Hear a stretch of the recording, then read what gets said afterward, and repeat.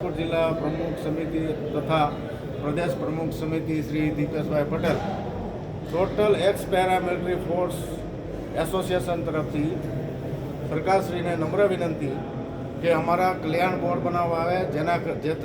જેથી કરીને જે પણ શહીદ પરિવાર છે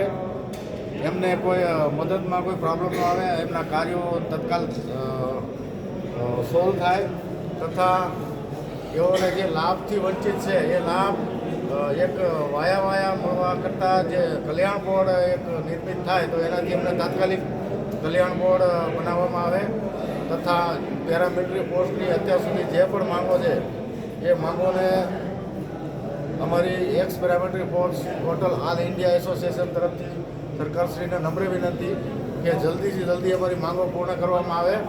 જેથી કરી અને એક્સ પેરામિલિટરી પરિવારને કોઈ તકલીફ ન પડે, કોઈ સુવિધામાં એને બાધા ન આવે,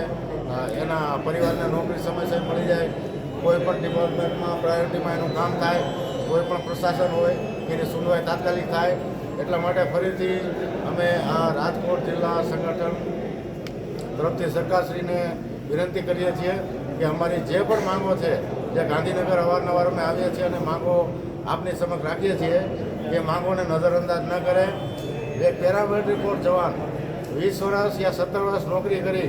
અને ભારત દેશની સેવા કરીને આવે છે, પોતાના પરિવારથી દૂર રહી અને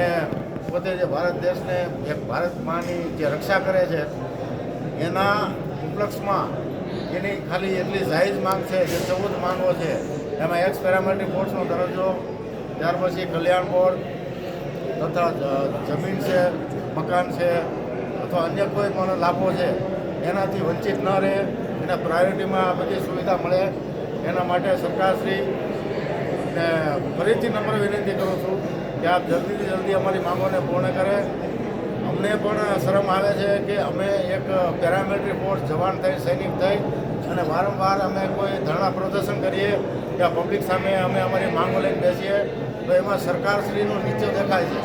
સરકારશ્રીને જો નીચું દેખાતું હોય, અમારી માંગો અને અમારા ધરણા પ્રદર્શન જો તમારા નોલેજમાં જતા હોય અને સરકાર જો છતાં એ કોઈ ધ્યાન ન આપતી હોય તો આનાથી મોટી શરમની વાત શું કહેવાય? એક મિલિટરીનો માણસ પોતાની માંગ માટે સડક પર ઉતરે છે અને ધરણા પ્રદર્શન કરે છે તો આનાથી મોટી શરમજનક વાત ભારત દેશ માટે શું હોઈ શકે? તો અત્યારે અમે શહીદ વીર મકવાણા રમેશભાઈ પૂજાભાઈના શ્રદ્ધાંજલિ નિમિત્તે રાજકોટ જિલ્લા અર્ધ સંઘર્ષ એકત્રિત થયા છીએ. તેમના પરિવાર છે, આજુબાજુના પાડોશી છે અને શ્રદ્ધાંજલિ અમે આપીએ છીએ. પણ આ શ્રદ્ધાંજલિ આજના દિવસ પૂરતું એને આપણે પરિવાર માટે ધ્યાન નહીં, આપણે જ્યાં સુધીનો પરિવાર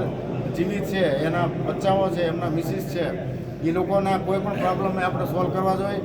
1-2 દિવસ આપણે જય હિન્દ વંદે માતરમ કરી અને એ ભૂલી જઈએ છીએ, આવું ખરેખર ન હોવું જોઈએ. અને મારી શ્રી પ્રદેશ પ્રમુખ શ્રી દીપેશભાઈ પટેલ ગાંધીનગરને નમ્ર વિનંતી છે કે વીર શહીદ રમેશભાઈ મકવાણાના પરિવારને જેમ પણ એમ તાત્કાલિક એમનું પેન્શન ચાલુ થઈ જાય, એમની જે સુવિધા હક છે એમને તાત્કાલિક લાગુ થાય એના માટે આ પ્રાયોરિટીમાં પગલાં લેશો અમારી વિનંતી છે. જય હિન્દ, વંદે માતરમ, ભારત માતા કી જય. અને સંભાળે